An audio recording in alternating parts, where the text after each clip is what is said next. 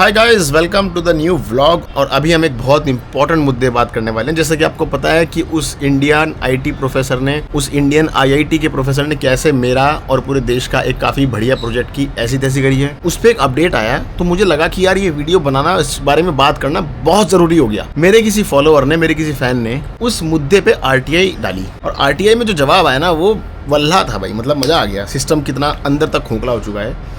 Actually RTI कैसे काम करता है, जितना मुझे समझ है कि आपने कंप्लेंट डाली, उस कंप्लेंट को उस विभाग को दिया जाएगा, वो विभाग अपना जवाब देगा और वो जवाब कंप्लेंट करता को मिल जाएगा और उसके बाद आप कोर्ट में जाके चैलेंज कर सकते हो। तो जवाब ये है कि प्रोफेसर साहब पैसा बहुत अच्छे से इस्तेमाल कर रहे हैं और उसमें कोई मिसयूज़ नहीं हुआ है। मतलब किसी ने, आरटीआई वाले पूछने वाले ने ये लिखना चाहिए था कि जो अनंत मित्तल का नाम था उसके क्रेडिबिलिटी के बिना या उसके प्रोजेक्ट का मेन हिस्सा ना होने के बिना प्रोजेक्ट वैलिडेट किस बेसिस पे किया गया। तो मैंने इसके लिए खैर काफ़ी 3 साल तक फाइट मारी है कि कुछ हो, पर कुछ हुआ नहीं। अब ये मुद्दा मैं क्यों उठा रहा हूँ मैं बताता हूँ। क्योंकि हमारे जो प्रधानमंत्री जी हैं उन्होंने पिछले हफ्ते इसी हफ्ते काफ़ी सेंसिटिव मुद्दे पे बात करी कि सोना मत खरीदो। क्यों? क्योंकि सोना हमें इंपोर्ट करना पड़ता है, जिसमें देश की बैंड बज रही है। हमें इंपोर्ट ड्यूटी, हमें विदेशी मुद्रा खर्च करनी पड़ रही है सोना खरीदने के लिए। मैं बोलता हूँ गधो, मैंने तो पूरा मेथड दिया था। आप इंडिया में जितना ई वेस्ट जनरेट होता है ना, उसके नंबर्स निकालो। मैंने काफ़ी सोर्सेज से कैलकुलेट करके निकाला था कि कई हज़ार टन का ई वेस्ट हम रोज़ जनरेट करते हैं। तो अगर नंबर्स कैलकुलेट करोगे तो कम से कम 1000 किलो सोना हमारे देश में रोज़ हम केवल ई वेस्ट रिसाइकलिंग से बना सकते हैं। मैं बहुत छोटे नंबर की बात कर रहा हूँ क्योंकि मुझे कम सोर्सेज पता है। इतने सारे सोर्सेज है ई वेस्ट के, जो बहुत सारे इंटरनेट पर नंबर सही है भी नहीं और मुझे पता भी नहीं। जैसे टेलीफोन टावर्स, मुझे उनका डेटा नहीं पता। सर्वर्स, मुझे डेटा नहीं पता। सैटेलाइट वेस्ट, मुझे डेटा नहीं पता। और भी बहुत सारी चीज़ें हैं जिनका मुझे डेटा नहीं पता। टेलीफोन लाइंस का में भी जो सॉकेट्स होते हैं उनमें गोल्ड प्लेटिंग यूज़ होती है। और भी बहुत सारे सोर्सेज हैं, मुझे उनका डेटा नहीं पता। तो अगर ऐसे डेटा सब इकट्ठा करने लग गए तो कई 100 किलो का सोना हमारे देश में रोज़ है। प्लस हमारे जितने आसपास के देश हैं, वियतनाम हो गया, फिलीपींस हो गया, आप ले लो, इधर मिडिल ईस्ट में आ जाओ आप, और छोटी टेक्नोलॉजी वाले देश में चले जाओ, वहाँ पे भी रिसाइकलिंग की टेक्निक्स नहीं है। अगर है भी तो वो देश महंगे हैं, उनमें रिसाइकलिंग करना बहुत महंगा है। हम साला वहाँ से उठा के यहाँ ला के रिसाइकिल करके कितना सोना निकाल सकते हैं। मतलब कितना बड़ा नंबर है ये। और मुझे तकलीफ होती है सोच के कि ये साला हमारी चीज़ नहीं हो पाई। बहुत लोग बोलते हैं कर ले, अब कर ले। मैंने कहा नहीं हो सकता। 3 साल हो चुके, मैं उस फील्ड से कट चुका हूँ, मैं नई चीज़ कर रहा हूँ। ये चीज़ तो मैं छोड़ नहीं सकता। प्लस अगर कोई बड़ा नाम आए साथ काम करने तो ही मैं करूंगा। छोटे मोटे लोग आएंगे, मैं दोबारा नहीं करूंगा। दोबारा इनमें से कोई प्रोफेसर पांडे बन जाएगा। कोई बड़ा इंडस्ट्रियलिस्ट एक विजन के साथ आता है, so I will be really happy to at least transfer the technology कि भाई आप कर लो, प्लीज़ कुछ कर लो। और अगर मैं कुछ टाइम तक और वेट करूँगा, अगर मुझे कुछ टाइम बाद लगा कि कुछ नहीं हो रहा है, it may be possible, not sure, मैं कुछ लोगों से डिस्कस करूँगा इस बारे में। मैं वो टेक्नोलॉजी पूरी इंटरनेट पर खुली डाल दूँगा। साला जिसे करना है करो, जिसे करना है करो, but I am not sure about that. आज की तारीख में एप्पल अपने mobile phones, laptops buy back करके, उन्हें रिसाइकिल करके, उनमें से गोल्ड निकाल के नए फ़ोन बना रहे हैं। पूरा सर्कुलर इकोनॉमी में आ चुका है वो। इन लोगों को कोई दिक्कत नहीं हो रही है, वेस्ट वालों को। भाई इन पे पूरा सिस्टम है। ऑस्ट्रेलिया में रिसाइकलिंग प्लांट खुला है, कुछ टाइम हो गया। उनका प्रोसेस कॉस्ट इतना हाई है, मैंने उनको रीच आउट करके कहा था भाई तुम्हारा प्रोसेस कॉस्ट मेरे प्रोसेस कॉस्ट से 5 गुना ज़्यादा महंगा पड़ रहा है, या तो तुम इंडिया आ जाओ या मैं वहाँ जाता हूँ, मिलके करते हैं। तो उन्होंने कहा हमारा भी कोई नया कोलैबोरेशन के साथ मूड नहीं है और हम लोग अपना इन्वेस्टमेंट अपने पे चला रहे हैं और इंडिया का हमारा अगले 10 साल तक कोई प्लान नहीं है।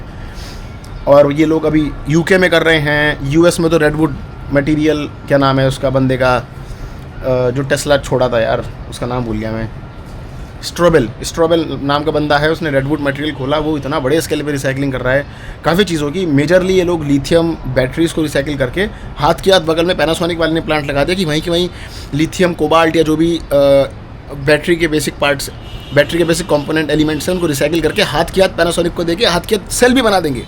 इस लेवल पे काम चल रहा है पीछे, जो हमें दिख नहीं रहे। क्योंकि metal is a basic commodity, सबसे लिक्विड कॉमोडिटी मेटल्स है। कॉपर हो गया, आज अमेरिका में मेरे ख्याल कितना 80-90% कॉपर रिसाइकिल्ड है। काफ़ी अच्छा बड़ा नंबर है। ये जो PMO RTI का रिप्लाई आया ना, ये देख के तो और भी मन नहीं करता है करने का कुछ। मैं तो कोशिश कर रहा हूँ, मुझे कहीं किसी दूसरे देश से अपॉर्चुनिटी मिल जाए, मैं वहाँ जाके प्रोसेस लगा दूँ। पर अगर कुछ टाइम तक नहीं हुआ तो मैं हार मान के ये प्रोसेस इंटरनेट पे खुला डाल दूँगा, पूरा एक कैलकुलेशन के साथ। कर लो जिसे करना है, घर में प्लांट लगा लो। आप लोग ना बस एक काम करना, आप लोग किसी भी ट्रेडिंग प्लेटफॉर्म पे जाना, ट्रेडिंग व्यू पे जाना, ट्रेडिंग व्यू पे सारे मेटल्स की लिस्ट निकाल लेना, कितना प्राइस चल रहा है। इंटरनेशनल ट्रेडिंग मार्केट्स में या इंडियन ट्रेडिंग मार्केट में जहाँ भी, और आप गोल्ड, कॉपर, सिल्वर, एल्युमिनियम इनके चार्ट देखना ज़रा, क्योंकि बहुत सारा मेटल बाहर से आ रहा है।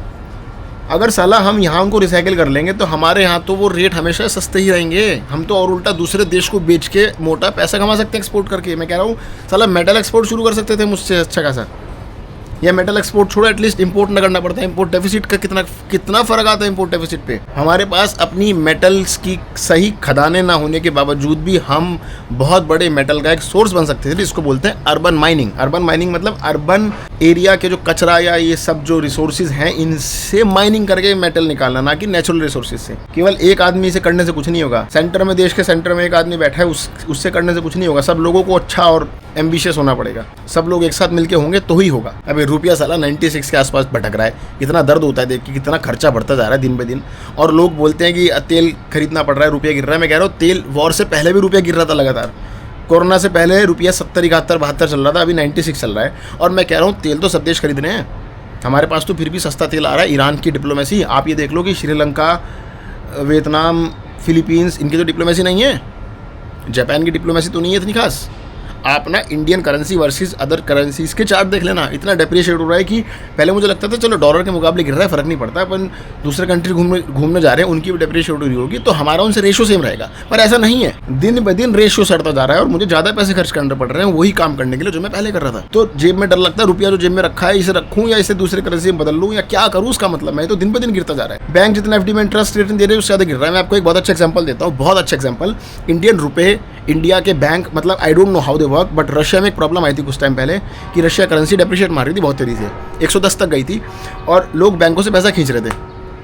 तो रशियन सरकार ने क्या किया, अब क्यों किया, लेकिन ये किया कि हम आपको 11 से 16% का इंटरेस्ट रेट देंगे।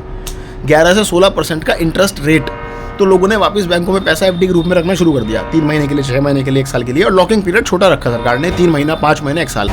लंबी अवधि के लॉकिंग पीरियड के लिए इतना इंटरेस्ट रेट नहीं दिया। अब उनकी करेंसी 110 से 72 पे आ चुकी है, 72, 73 पे ट्रेड कर रही थी कल को यार। हमारी उस टाइम 82 थी, 95 हो गई, उनकी 110 थी, 72 आ गई वॉर के चलते हुए। और अभी भी वो इंटरेस्ट रेट मिल रहा है। यानी अगर जिसने उस टाइम रशिया बैंक में पैसा डाला होता उसे 11, 12, 15% इंटरेस्ट रेट भी मिलता, प्लस उसका जो पैसा बैंक में पड़ा है वो अप्रिशिएट भी हो रहा है। यहाँ पे तो बैंक की 6% दे रहे हैं और बैंक में पैसा रख के और वो डेप्रिशिएट ही हो रहा है। 6% बैंक दे रहा है, 3% इन्फ्लेशन हो जाएगा, तो मिला क्या मुझे तंबूरा 3%। और ये व्लॉग बहुत स्पेशल है, ये व्लॉग अपने आप में बड़ा स्पेशल है क्योंकि इस व्लॉग में मैं अपनी जर्नी कंप्लीट करके अब वापस जा रहा हूँ, जो एक बहुत बड़ा चैलेंज है क्योंकि वापस जाने के तरीके बहुत कम हैं। फ़्लाइट्स नहीं मिल रही हैं सही एयरपोर्ट से, कहाँ से मैं इंडिया वापस लौटूँ, घर कैसे जाऊँ, कौन सा एयरपोर्ट चूज़ करूँ। तो वापस जाने के लिए मैं इतनी लंबी लैंड की दूरी लेने वाला हूँ, इतनी लंबी लैंड की दूरी क्रॉस करने वाला हूँ जो एक मेरे ख्याल से रिकॉर्ड ब्रेकिंग होगा भाई। मतलब मैं जिस रास्ते पे गया हूँ वो पूरा रास्ता मैं रिट्रेस करने वाला हूँ और रास्ते में ऐसी ऐसी कहानियाँ घटेंगी, ऐसे ऐसे लोग मिलेंगे, ऐसी ऐसी कहानियाँ होंगी कि आप कहोगे कि दुनिया में ऐसे भी लोग होते हैं। तो इस एपिसोड को देखो, मज़े करो। अब इस एपिसोड में मैक्सिमम जो हमारा मैक्सिमम जो फोकस रहेगा वो लौटने पर रहेगा कि मैं वापस कैसे लौटा। और वापस लौटने के एंड में एक बड़ी अच्छी अनोखी कहानी आएगी। अभी तो 1 या 2 व्लॉग में अपन रशिया एग्जिट कर दें, कोशिश करेंगे एक ही व्लॉग में करें क्योंकि कहानियाँ बहुत ज़्यादा हैं। अगर वो ज़्यादा कहानियाँ एक में नहीं सिमट पाई तो एक पिक्चर बनाने से अच्छा है कि मैं इसे 2 व्लॉग में कर दूंगा, क्योंकि पिछला व्लॉग भी मैंने पूरा 1.5 घंटे के आसपास का खींचा था ताकि उसमें मैं आपको एक पूरी जर्नी एक साथ दिखा पाऊँ, उसमें टुकड़े ना आए। थोड़ा व्लॉग लेट हो रहे हैं, आई एक्सेप्ट, क्योंकि जर्नी ट्रैवलिंग बहुत हेक्टिक हो रखी है और माइंड थोड़ा फक्ड अप है। मैं बताता हूँ क्यों, आज हम थोड़ी बात करेंगे। और एंड नेक्स्ट थिंग इज़, बहुत लोगों को पता है कि मैंने जापान सीरीज़ शूट की है जो जल्दी ही आने वाली है, प्रोसेसिंग चल रही है, एडिटिंग चल रही है। और वियतनाम सीरीज़, एक वियतनाम की मिनी सीरीज़ करी थी मैंने, वो बहुत इंटरेस्टिंग सीरीज़ है, वो भी आने वाली है क्योंकि it was not about traveller, it was not about tourism in Vietnam, it was about something else. तो दोनों सीरीज़ जल्दी जल्दी आएंगी, फटाफट आप लोग मज़े लेना। अब आप व्लॉग एंजॉय करो, मज़े करो। और मेरे पास बहुत रिक्वेस्ट आई है कि वियतनाम का टूर करा दो, वियतनाम का टूर करा दो। तो आई होप जल्द ही, बहुत जल्दी मैं एक वियतनाम का टूर अनाउंस करने वाला हूँ। छोटा सा ग्रुप लेके जाऊँगा 10-12 लोगों का और उनको मेरे तरीके से वियतनाम में पूरा घुमाऊँगा अपने साथ। Let's see in next month of June. And Vietnam is amazing, interesting to travel. Philippines भी ले आ सकते हैं बट मेरी चॉइस वियतनाम रहेगी फ़िलहाल, क्योंकि मैं वियतनाम बहुत ज़्यादा घूम चुका हूँ अंदर and I understand it very well. तो दोस्तों मैं 15 घंटे वेट किया हूँ। कल रात को लगभग मैं 7 बजे यहाँ पहुँचा था। फिर कैफ़े में वेट किया, 4-5 ड्राइवर आए, फिर और लोग बताए कि भाई उमियाकुंड मत जाओ इस टाइम, क्योंकि कोई जा ही नहीं रहा है, सीज़न नहीं आया अभी। सीज़न आएगा जब बल्लान खुल जाएगा प्रॉपर्ली। तो बोला कि मत जाओ आप। मैं वैसे ही 15 घंटे हो गए, 16 घंटे हो गए ऑलमोस्ट। तो मैं वापसी मार रहा हूँ यार, मरना थोड़ी है, मतलब कोई जा ही नहीं रहा है तो मतलब ज़बरदस्ती थोड़ी जा पाऊँगा। भाई गाड़ी मिल गई है, चुरुपचा जा रही है, चुरुपचा से मेरी याकुत्स्क। भाई साहब फिर हम फाइनली डिसाइड किया हमने कि अपन याकुत्स्क वापस चलेंगे, वहाँ से वापस इंडिया जाएंगे हम, क्योंकि 1-1.5 महीना हो गया और ठंड बहुत ज़्यादा है। मेरी तबीयत खराब होनी शुरू हो गई, पैर मेरे फ्रॉस्ट बाइट मार गया यार। अब लिफ्ट मिलती रही ठीक है, पर मिले ही ना तो बहुत दिक्कत है ना यार। चीता में बहुत वेट किया था, लेकिन 4-5 घंटे बाद मिल गई थी, तो मैं हौसला रखा, चलो फिर चलते हैं। ऐसे करते करते मैं यहाँ तक किस तरह पहुँचा, लेकिन यहाँ के बाद कुछ मिल ही नहीं रहा है। फिर मेरे मन ने कहा कि भाई रहने दे, क्योंकि पिछली हिचहाइकिंग की वीडियोस में मैं देखा अगर बाकी लोगों की, तो मैक्सिमम लोग बड़े ट्रक्स में किए जो लंबी दूरी के चलते हैं। यहाँ माइनिंग होती है ना, तो माइनिंग की वजह से खदान वगैरह के लिए ट्रक्स आते हैं। अब वो ट्रक्स अगर अभी चल ही नहीं रहे हैं तो कैसे जाऊँ, मतलब कोई रास्ता ही नहीं है ना।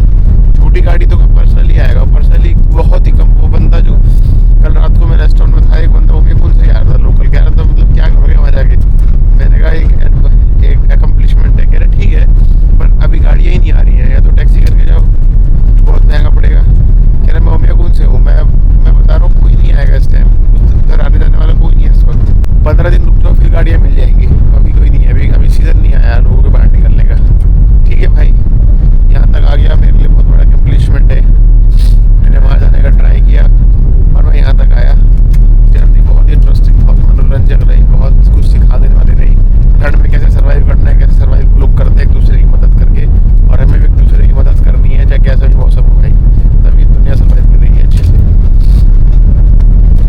और नज़ारे देखते रहो, बहुत सुंदर है।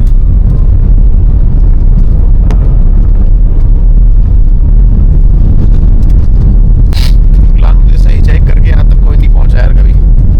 लोग यहाँ तक ट्रेन से आते हैं, उस तक यहाँ से ही चेक करते हैं। मैं जो उलानउदे से चक्कर हूँ, उलानउदे क्या, मैं तो चाइना बॉर्डर से चेक करके पहुँचा हूँ। एक रास्ते में 500-1000 किलोमीटर की ट्रेन लिया था, क्योंकि मेरे को नींद बहुत ज़्यादा आ रहा था, मैं हैंडल नहीं कर पा रहा था नींद।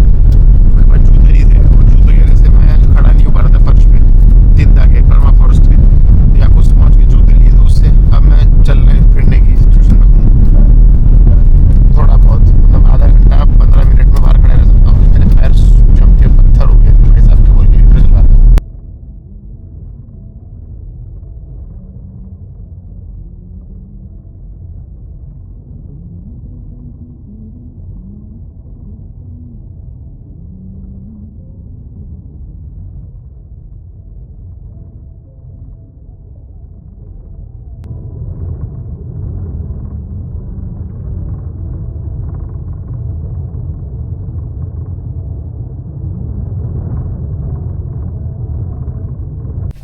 भाई गाड़ी ख़राब हो गई, बैटरी डाउन हो गई, इसकी स्टार्ट ही नहीं हो रही है।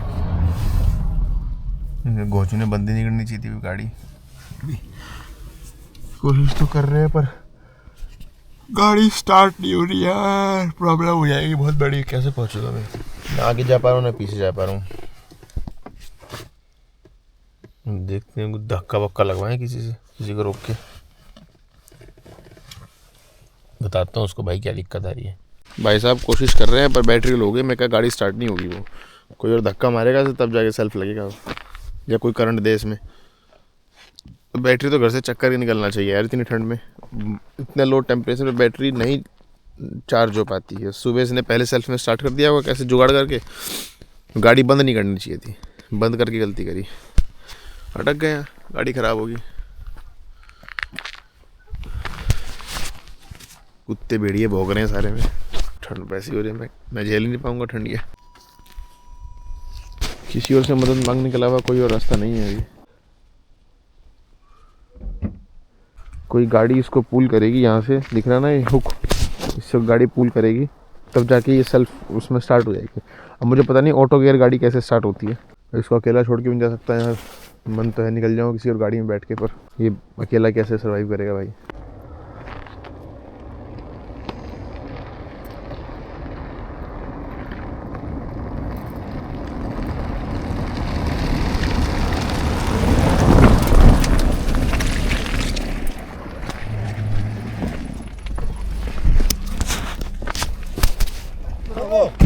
हाय। Acum lasă tu o vadă, buștării. Oh, en tu, verder? Ai n-avem mult lamă. Dar gândesc să fie de. होलद ना Niet dat je gaat. निधिया खाल Niet रुस dat के je चूचूत पनी gaat. My Don, not, no ой, Макон. нет машина Вчера на заправке же я работал. работа На заправке. Якутск Газ. Там, Чурапча. а Я да работал. я да Вот ты Кёль поехал же, сказал ты. да Тата А, Тата кафе раз дин нет машина да обратно Куда, в Якутск? да Якутск Улан-Удэ Индия машина I think battery problem нет तो भैया वही आदमी है जो कल पेट्रोल स्टेशन पे बैठा था वहाँ तभी मेरे को देख के रुका ये ओ इसलिए मैं सोच रहा स्माइल क्यों कर रहा है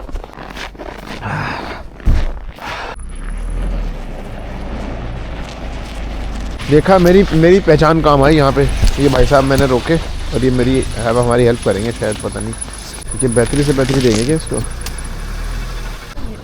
तो भाई ये भाई साहब अपनी बैटरी से करंट देंगे इसको और कोई ऑप्शन नहीं है अब ये ना बंद हो जाए पता चला इसके चक्कर में भी बंद हो गई ये गाड़ी स्टार्ट होगी भाई ये तो सुपरमैन ये तो सुपरमैन भाई ये भाई साहब कल को मुझे मिले थे मुझे नहीं पता था ये इसलिए मिले थे ये आज काम आएंगे विराट ये रे भाई हमारे ये आज के हमारे सुपरमैन Надо не врулит. хорошо Iver закрой-ка. хорошо अरे भाई गाड़ी बंद क्यों किया चूतिया आदमी है ये क्या महा इससे बड़ा चूतिया नहीं देखा मैंने जीवन में तक wait why you turned off the engine Он сам заглох. Oh my God तो फिर फंसे गाड़ी बंद रहेगी तो बंद थोड़ी करनी थी निकलना था इसमें भाई ये झटुआ आदमी है चूतिया आदमी है यार गाड़ी स्टार्ट कराई गाड़ी बंद कर दी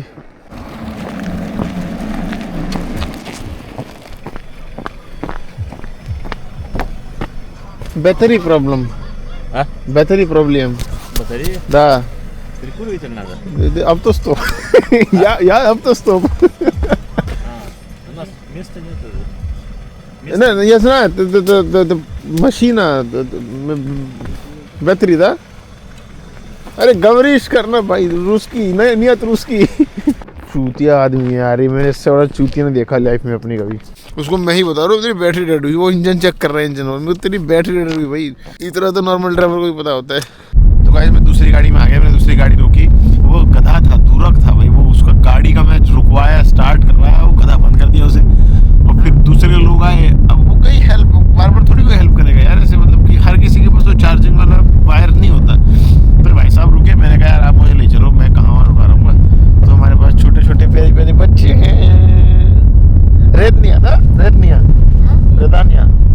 Rednia Zavut Raya Denis Gena Dena Gena Denis да अबे Denis ही तो था और क्या था как Фамилия? да Игнатьев? зовут Нет, Гена зовут. Gena Gena не да boy парень Boy Gena Gena and girl Girl Raya Да Raya Gena Raya Меня как меня зовут Как вас зовут? говоришь no she will ask Скажи, my name is Raya. Скажи. My name is Raya. ask my name understand А вас как зовут? правильно да потом thank you bye तो भाई ये लोग चले गए अब हम अगली गाड़ी पकड़ेंगे जो जाएगी याकुत्स्क क्योंकि मैं लेट हो रहा हूँ और मेरे को याकुत्स्क पहुँचना जल्दी से जल्दी हिचाइकिंग शुरू करते हैं यहाँ से इतना मुश्किल नहीं रहेगा से पूछते हैं लोग कहाँ जा रहे हैं। Здравствуйте. Да куда едешь? А? Да куда едешь? Не понял. Да куда едешь? Where are you going? А, Куда? я сейчас тут, А, потом, короче, туда, потом где? в деревню. Снимаешь, No, да? this is blogger, this is open. Я Якутск. А, нет, not Якутск. I go to... Тут. Да. You are from? Индия. О, Окей, thank you. холодно, да? Окей, нормально. Пешком? अब तो stop. Да. Нормально. Ну, удачи. Thank you bye. यार यहाँ से निकलना भी तो बहुत मुश्किल हो गया, कोई रुक ही नहीं रहा है, कोई जा ही नहीं रहा है उस तरफ, लोगों से बात ही करनी पड़ेगी एक एक करके। Здравствуйте. Да куда едешь? А? Да куда едешь? Якутск. Якутск. Я автостоп. А? Я автостопом турист. Туриста? Да. Откуда едешь? Якутск. Откуда? Индия.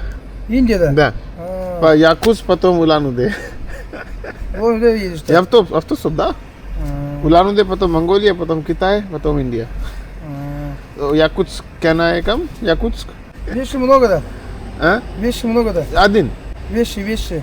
Олта, много, да? Это моя бэг, да. Много. Много? Всё, да. Ну, Ва- садись, придем. One big, one маленький. Bring? Да. Thank you. Откуда? Отсюда. We. Отсюда. Этот? तो भाई साहब मान गए हैं, मैं अपना बैग लेके आता हूँ अब। फक यार, मैं गिर गया बहुत तेज। और देखो ये मेरा बोतल का पानी भी जम गया बहन चोद, और मैं काफ़ी तेज गिरा हूँ भी टॉयलेट के बाहर। अच्छी बात ये है कि टॉयलेट में नहीं गिरा हूँ, तो टॉयलेट में नहीं गिरा हूँ तो गंदा नहीं हुआ हूँ, लेकिन चोट आने से भाई यहाँ बहुत तेज स्लिप होते हैं। चोट भी नहीं आई मेरे को, चोट आ जाती तो दिक्कत होती। या ब्लॉगर Блогер, да? да. Автостопом блогер. Обратно, а меня кун. А? Это куда? А меня кун обратно. А меня кон. Аймекон. Чуть-чуть, понимаешь? О, большой, да?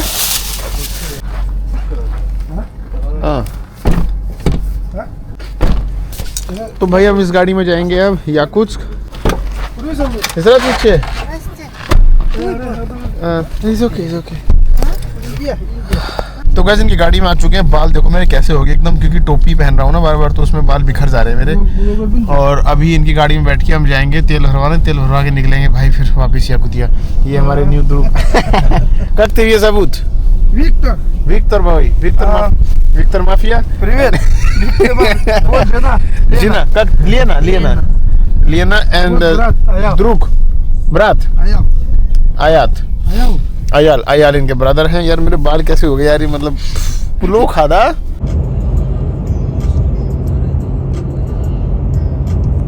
तो गाइज मैं याकुत्स्क जस्ट पहुंचा हूँ अभी। ठंड हो रही है बहुत बढ़िया, बर्फ़ भी गिर रही है। 3 सवा 3 हो रहे हैं, 1 घंटे में सवा घंटे में अंधेरा हो जाएगा।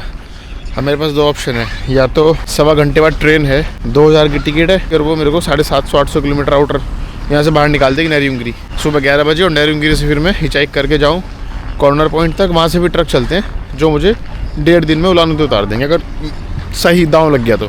नहीं तो मैं अभी यहीं से हिचाइक करनी शुरू करूँ, क्योंकि एक्चुअली नारंगिरी बहुत दूर है यहाँ से, 700 किलोमीटर दूर है। 800 किलोमीटर यानी गाड़ी से भी जाएंगे तो 7 घंटे लगेंगे, 7 से 8 घंटे मान लो, और सब मिला के 8 घंटे 3 बज रहे हैं। अगला बंदा मुझे 10-11 बजे उतारेगा, 10-11 बजे फिर मैं क्या करूँगा। तो एक ऑप्शन तो ये है, एक ऑप्शन ये ट्रेन पकड़ो। तो मैं भी चूज़ कर रहा हूँ क्या करूँ, क्योंकि मुझे यहाँ उतार दिया है और मैंने अपने दोस्त के जूते वापस कर दिए, तो मेरे पास ये नॉर्मल शूज़ आ गए अब, और ग्लव्स भी वापस कर दिए तो नॉर्मल ग्लव्स आ गए। वैसे जैकेट मेरे साथ रुकी हुई है जो मेरी हेल्प करेगी, बाकी सब गर्म वाला गया। नैरीमगिरी के बाद इतनी ठंड, नैरीमगिरी में ठंड है इतनी नहीं है, थोड़ा सा और कम। जैसे जैसे नीचे जाऊँगा ना 2-4 डिग्री करके टेम्परेचर बढ़ता जाएगा। अब मैं सोच रहा हूँ क्या करूँ, मैं हिचाइक करूँ या फिर मैं नीचे उतरूँ, मतलब हिचाइक करूँ या फिर मैं ट्रेन पकड़ूँ। वैसे ट्रेन बेटर ऑप्शन लग रहा है मुझे, क्योंकि आराम हो जाएगा। रात को 2000 रुपये की टिकट है, क्योंकि अगर गाड़ी हिचाइक रात को तो मुझे उम्मीद नहीं है ना रात को मिलेगी। लंबा दूरी का ट्रक मिले, ट्रक कम चलते हैं इस रोड पे, और बर्फ़ भी पड़ रही है, साला रोड पे कहीं खड़ा रह गया तो मुसीबत हो जाएगी। तो बेटर ये है कि हम ट्रेन पकड़ते हैं, क्योंकि अगर मैं कहीं रात में भी रुकूंगा तो भी मेरे 1,500-2 हज़ार रुपये तो जाएंगे। तो ट्रेन बेहतर है इससे। ट्रेन से नेरुंगिरी कल 11 बजे उतर के 11:30 तक आउटर, 12 बजे भी आउटर।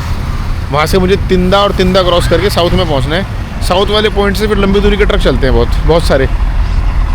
वो लंबी दूरी के ट्रक पकड़ के मैं चीता, वहाँ से मगोचा से चीता से उलान उदय, 3 स्टॉप की जर्नी है 8-8 घंटे की। यानी अगर लंबा दूरी का ट्रक मिल गया तो 1.5 दिन में, यानी कल रात को। और फिर वहाँ उलान उदय पहुँच के देखें क्या करना है। फ़्लाइट कोई भी मिल नहीं रही फिलहाल मुझे।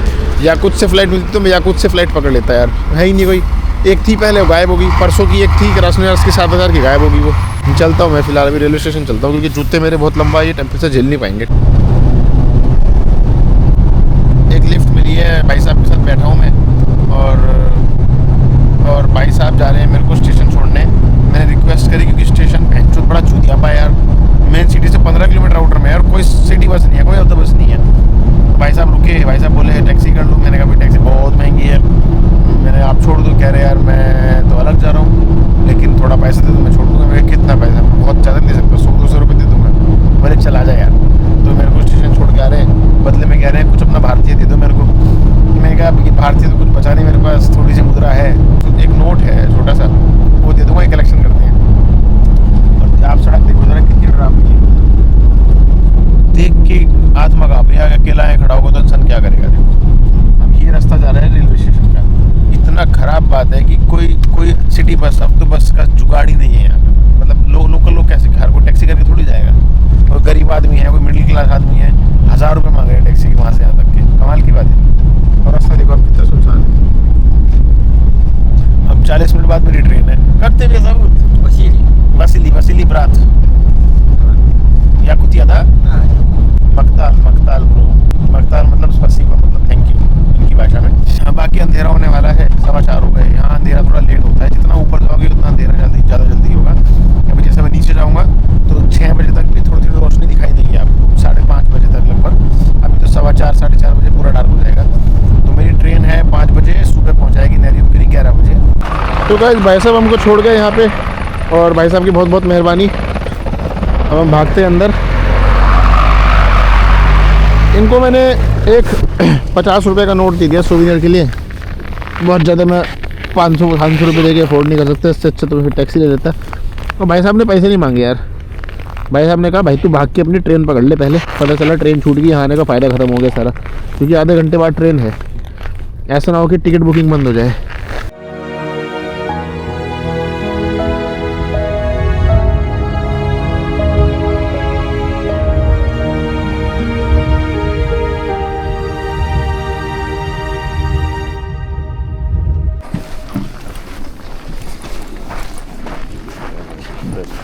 Wait, I will. One second. Не оставить монет. 1, 2, 3, boom. I will not stop. I need to reach India in 7 days. My brother's wedding. तो गाइस जर्नी में हमको मिले मिस्टर रुसलान भाई. भाई means in India brat. Okay man, thanks. Nice to meet you. Nice to meet you. See you again maybe in Moscow someday. I hope you have a good road. Yes, sure. Thank you man. Bye bye. रसीदानिया। तो भाई साहब ये हमारी train पहुंच गई है इस वक्त नेरुंगिरी। सुबह के बज रहे हैं 11:40 और मुझे स्टेशन पर बैठ के थोड़ी देर वाईफाई से काम करना है और उसके बाद हम निकलेंगे डायरेक्ट यहाँ से हिचाइक करेंगे तिंदा से साउथ ऑफ दिस परमाफ्रोट से बाहर निकलते ठंड कम हो जाएगी और वहाँ से फिर हम अपना सफ़र शुरू करेंगे उलान उदय तक का। कोई इंडिया की फ़्लाइट नहीं है फ़िलहाल, तो एक बड़ी प्रॉब्लम आ गई मेरे लिए, बट सॉल्व करेंगे। या तो मैं मंगोलिया निकलूँगा यहाँ से, वो भी एक अच्छा ऑप्शन है मेरे लिए वैसे। तो भैया मेन रोड पे आ चुके हैं और यहाँ से मेन रोड पे जाने के लिए कोई बस सर्विस नहीं है, आपको हिच हाइक करना पड़ेगा या फिर टैक्सी करनी पड़ेगी। टैक्सी के मेरे पास पैसे नहीं है तो मैं हिच हाइक करूँगा। यहाँ से निकलते हैं अपन मेन रोड पे, कोई ना कोई गाड़ी जाएगी ले जाएगी यार, कोई बड़ी प्रॉब्लम नहीं है। काफ़ी लोग एक दूसरे को लेने आए हैं, कोई ना कोई ले जाएगा। किसी को रोकेंगे, सामने जाके रोकेंगे। मैप चेक करता हूँ पहले क्या मैप है, मैप के हिसाब से सब चलेगा भाई। ठंड इतनी नहीं है, -11 चल रहा है, मैनेजेबल है बहुत इजीली। पैरों में भी ठंड नहीं लग रही है, लेकिन इस -11 में अगर 1 घंटा खड़े रहना पड़ा तो ठंड लग जाएगी। उसके लिए बड़ा जैकेट मेरे पास है। Нет, я бурят. बुरियात्स्की। तो भाई हम लोग गाड़ी में बैठ चुके हैं अब। ये भाई साहब मान गए मेरे को बाहर मेन रोड पे छोड़ने के लिए, बस और ये रोड की हालत देखो भाई अब कैसी है। कब तक साहब एडवर्ड नाम है। ओ या लुबलू बुरिया तो उलानुदे लुबलू बुरियात लोग बहुत अच्छे हैं। मैं उलानुदे जब रीजन में था मेरे को हिचहाइकिंग में कोई प्रॉब्लम नहीं आया, नियत प्रॉब्लम। और दिन अच्छा है, सूरज निकला हुआ है, ठंड है नहीं, सिर में टोपी में भी गर्मी, पसीना आ गया मेरे को अभी से ही। Ой, там не видно. Не видно ничего. Большая машина нет, стопом. Спасибо. Thank you very much. Туда это Якутск. Якутс. Туда Амурский. Да. Невер, Амурская область, Амурский. потом Чита, Бурятия да. туда. Thank you. Если что, все машины туда. Да, thank Только не туда Да. обратно. Я знаю. Якутск. Thank you, bro. Thank you. Давай. Thank you. Как тебя зовут? Эдуард. Edward तो यार एडवर्ड भाई हमको यहाँ छोड़ गए इस वीराने हाईवे पे। ये मेरा बैग रखा है, मैं थोड़ा सा आगे जाऊँगा चल के, क्योंकि प्रॉब्लम ये है कि इस रोड पे विजन नहीं आ रहा है। सामने से कोई गाड़ी आएगी ना 100 की स्पीड पे, उसे कुछ दिखेगा नहीं, तो वो यहाँ आके एकदम ब्रेक नहीं मार पाएंगे। या तो मैं वहाँ जाऊँगा या फिर मैं यहाँ जाऊँगा।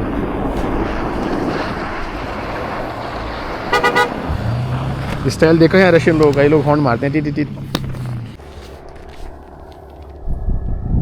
भाई साहब यहाँ डर लग रहा है मुझे, क्योंकि जंगल है, ये जंगल है और यहाँ पैरों के निशान है जानवर के।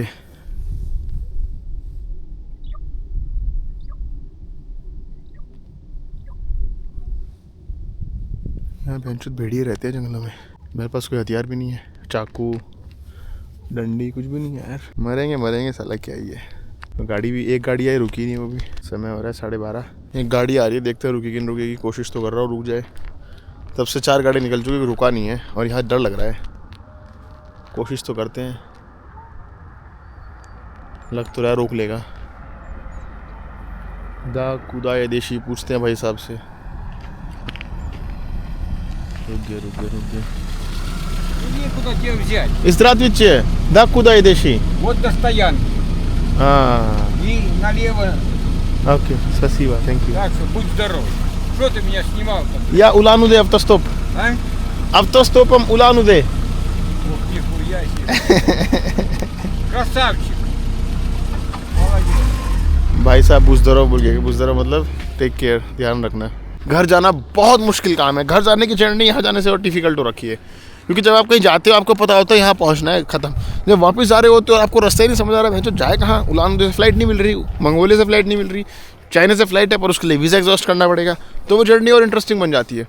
एक गाड़ी और आ रही है, रुक गए। Здравствуйте. Здравствуйте, друг, я недалеко еду. Да куда идешь? Да вот сюда, буквально 20 километров еще. 20? 2. Рядышком. 2. окей, То есть спасибо. смысла нет. Спасибо, thank А you. вы откуда? Индия. Ох ты, ёлка. Улан-Удэ автостоп. Большая машина нет, стоп. Ну, есть такие. Ну и все равно кто-нибудь остановится. По-любому остановится. Okay thank you स्पसीबा बाय। भाई साहब 2 किलोमीटर जा रहे हैं, कह रहे हैं यहाँ तक क्या ही ले जाऊँगा मैं, सामान रखेगा उतारेगा इतना में तो घिस जाएगा। मैं क्या करूँ यार, गाड़ी कैसे मिलेगी, डर लग रहा है। ये गाड़ी एक दो रुक गई तो थोड़ा हौसला आया। ये अंदर शहर से गाड़ी निकल रही हैं, ये शायद थोड़ा लंबा दूरी जा सकती है। एक ट्रक है, ये क्या है, एक और आ रहा है कुछ। मेरा आइडिया ये है कि मैं चलना शुरू करता हूँ उस कॉर्नर तक, ताकि कार्स को दूसरे, वैसे यहाँ से भी दिख रहा है यार, देखने वाला देख लेगा यहाँ से भी, बट यहाँ गाड़ियों को डर ना लगे कि कोई छुपाना बैठा हो अटैक करने के लिए, लूटने के लिए। तो वहाँ सामने अगर मैं जाऊँगा तो दूर से सबको एनालाइज हो जाएगा कि यहाँ तो कोई छुपा हुआ नहीं है, हम इसलिए रुक सकते हैं। इसलिए मैं सोच रहा हूँ चलना शुरू करते हैं। और मेरे साथ चूतिया पाया ऐसा होता है, मैं चलना शुरू करूँगा, चलते कि गाड़ी आ जाएगी और वो गाड़ी छूट जाएगी। और यहाँ डर लग रहा है, हंसी के पीछे जो ब्लू ब्लू हो रही है ना मेरी, वो आप समझ नहीं पाओगे, क्योंकि यहाँ भेड़िया आ सकते हैं, भालू भी आ सकते हैं। अच्छा इस एरिया में टाइगर नहीं है, टाइगर बहुत डेंजरस है, टाइगर नीचे मिलता है क्रॉस व्लादिवोस्तोक वाले रूट पे। अब एक आता है यहाँ भटक के आ गया हो तो मुझे नहीं पता है।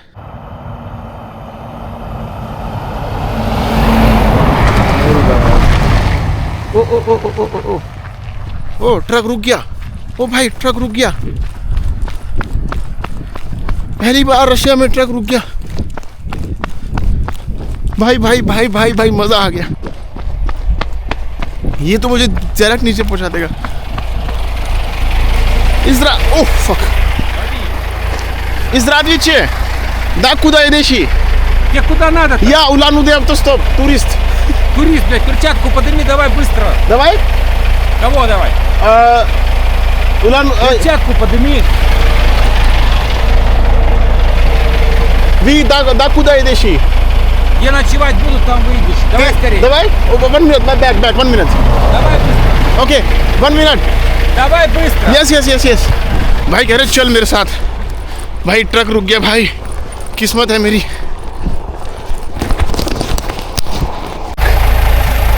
स्कोल्व्स्की है स्कोल्व्स्की तो यार भाई साहब रुक गए बहुत बड़ी मेहरबानी इनकी बहुत भाग के बैग उठा के भागो मैं पहला ट्रक है रशिया में जो हाईवे पे रुका है फर्स्ट बिग ट्रक और भाई साहब याकुत्स्क से है याकुतिया है और जा रहे हैं मुझे नहीं पता कहाँ जा रहे हैं जहाँ तक जाएंगे चलेंगे तो मेरा सिंगल जर्नी में काम रहेगा तो मैं बैठता हूँ पानी वानी पीता हूँ फिर वीडियो कंटिन्यू करूँगा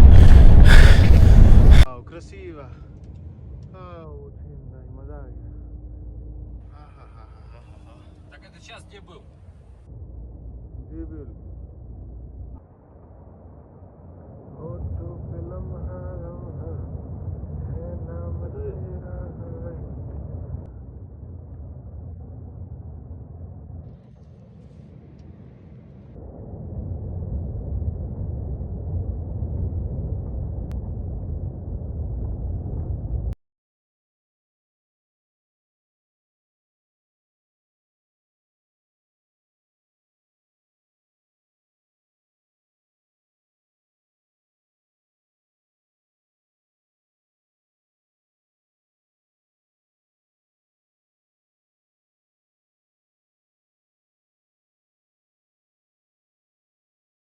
तो गाइस फ़र्क देख रहे हो कितना आ गया अभी हम गाड़ी में बैठे हैं ट्रक में और बाहर का तापमान 0 डिग्री आ चुका है बहुत मुश्किल है मेरे लिए यार ये झेलना कहाँ -40 -45 से 0 में आ गए अचानक से और ये झेलना धूप कड़क ऐसी एकदम कि देख पाना मुश्किल हो रहा है भाई बाहर एकदम तो अब कितने गर्म कपड़े हैं मेरे पास मुझे समझ आ रहा है मैं करूँ क्या इनको लेके कैसे जाऊँ हाथ में ढो के हाथ में उठा के उलान-उदे से देखता हूँ को डायरेक्ट फ़्लाइट मिल जाए कज़ाकिस्तान की फिर कज़ाकिस्तान से अलमाती से फ़्लाइट मिल जाए इंडिया की या फिर ताशकंद से मिल जाए तो भी मैं जाने को तैयार हूँ लेकिन बाय लैंड इतने कपड़े ढो के ले जाना मेरे लिए मुसीबत हो जाएगी क्योंकि उलान बताया फिर -25 चल रहा है इतना वेरिएशन आएगा ना मैं पत्थर लोहे का बन जाऊँगा भाई मेरे को तो स्पेशल आर्मी देनी चाहिए फिर ये स्पेशली ट्रेंड आदमी है जो +55 -45 फिर 0 डिग्री एक दिन में चेंज आ गया उसमें रह पा रहा है जी पा रहा है अंदर का तापमान इस वक्त गाड़ी के अंदर 25 डिग्री चल रहा है तो पूरा गर्म कर इन्होंने हीटर चला के भाई साहब देखो हाफ शर्ट और चड्डे में बैठे हैं जिंदगी टफ है भाई अच्छी बात यह है कि गाड़ी नेवर तक जाएगी नेवर से फिर मुझे नेवर पहुंच जाएगी 5 बजे के आसपास थोड़ा अंधेरा नहीं हुआ होगा पूरा वहाँ से फिर मुझे अगली गाड़ी अगर रात को टाइम से मिल गई तो कल सुबह 9-10 बजे तक चीता पहुँच जाएंगे और सुबह 9-10 बजे तक चीता पहुँचने का मतलब है कि मैं कल रात को या परसों अर्ली मॉर्निंग उलान-उदे पहुंच जाऊंगा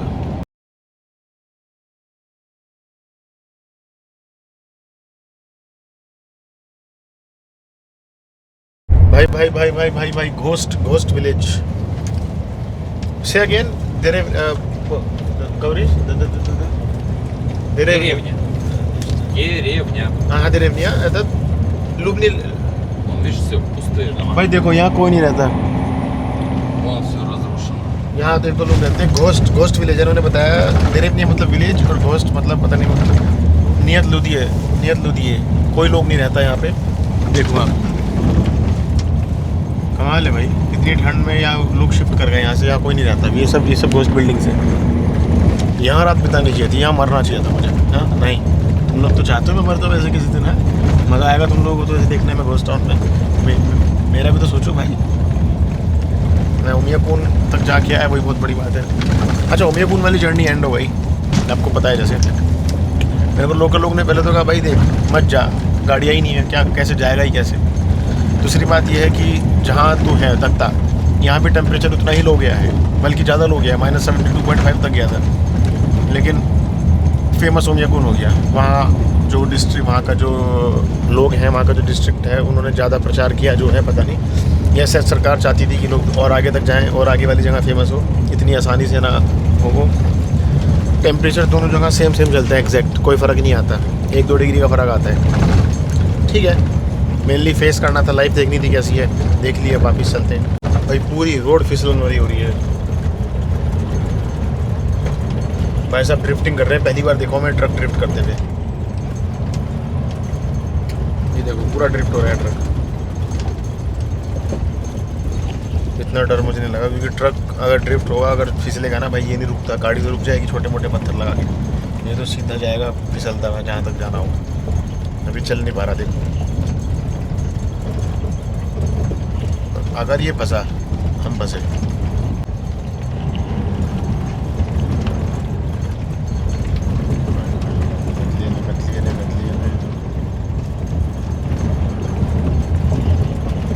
पूरा पावर लगा रखा है, ट्रक स्लिप हो रहा है भाई ये।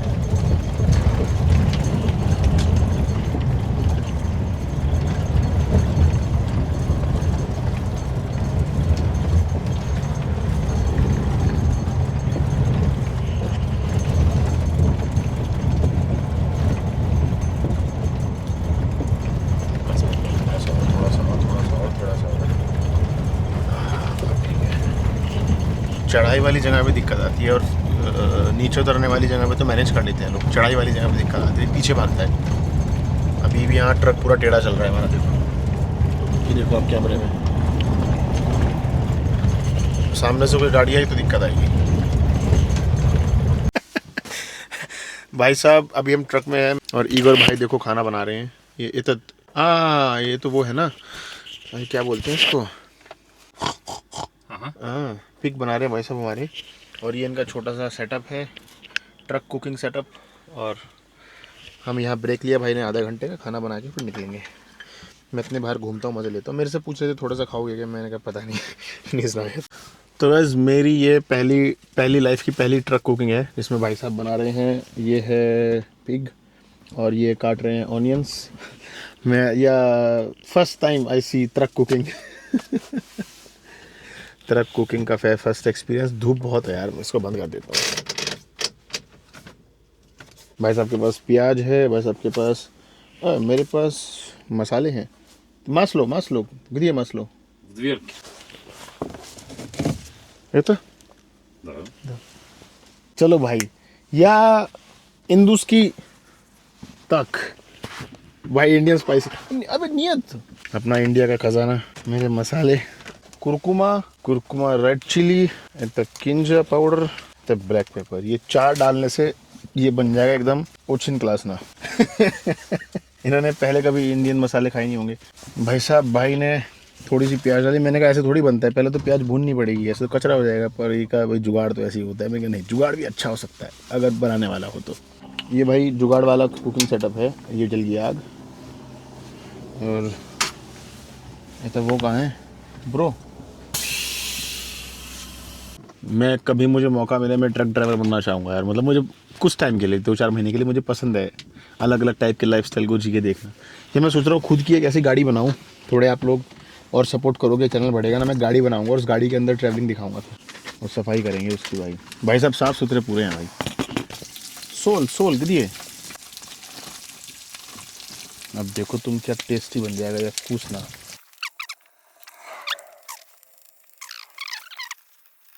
तेल ज़्यादा डाल दिया उन्होंने, तेल की वजह से जो है ना थोड़ा ज़्यादा ऑयली हो गया खाना। ये भाई हंस रहे, भाई ने कभी सोचा नहीं होगा लिफ्ट देने वाले के साथ खाना बनाऊंगा मैं ऐसे।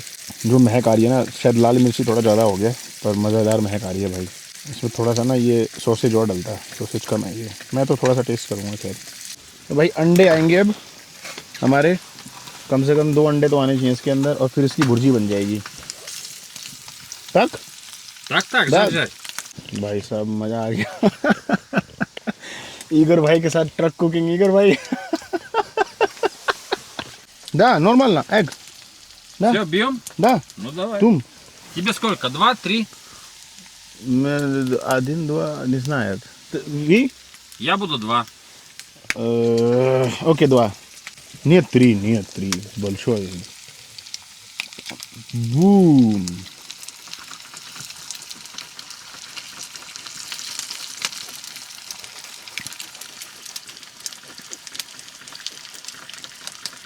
Хрена я тебя спрашивал, если все перемешал. सुपर वाह भाई भाई तो पाई बन गई भाई सुपर क्लास ना нет Да. Оно последнее осталось. Че его одно-то оставлять? इसमें टमाटर होता है ना भाई और लहसुन होती मज़ा आ जाता है टमाटर बहुत महंगा है इधर टोमाट या कुछ ओछिन हो गया टोमाट भाई मज़ा आ गया भाई ये तो बढ़िया भुर्जी बनेगी इसमें पहली बार मैं कार के अंदर कुकिंग कर रहा हूँ पहली बार ट्रक के अंदर कुकिंग कर रहा हूँ खाया है लोगों के साथ पर कुकिंग कभी नहीं की जब हम मगोचा से चीता नेवेर आ रहे थे तब हमने भाई ने हमको खिलाया था बना के याद होगा आपको ट्रक वाले जो अंकल है ना क्या नाम है उनका राजेश अंकल उनकी याद आ गई मेरे को वो ब्लॉग बनाते हैं ना इंडिया में विंध्या आदिन ट्रक व्लॉगर पॉपुलर बलशोय मशीना ब्लॉगर कुकिंग ड्राइविंग ब्लॉगिंग ओचिन पॉपुलर हम मसालों से ना इसमें स्वाद आ गया पूरा Все, готово? हाँ नॉर्मल ना बस ट्रेन में क्या मज़ा आता है बैठ के यहाँ से वहाँ पहुँच जाओ बस भाई साहब वाह भाई वाह ये कोई अलग ही डिश बनी है इंदुस की रूस की डिश बनी है यार ओके नॉर्मल भाई साहब ने मेयोनीज डाली अंडे डाले कुछ सॉसेज थी प्याज डाली हमने मसाले डाले और तैयार स्मेल तो अच्छा आ रहा है खा के देखते हैं मसालों से कलर आ गया इस पर नियत बनी भाई ओके मैं बोले ओके देखो ओके वाह भाई वाह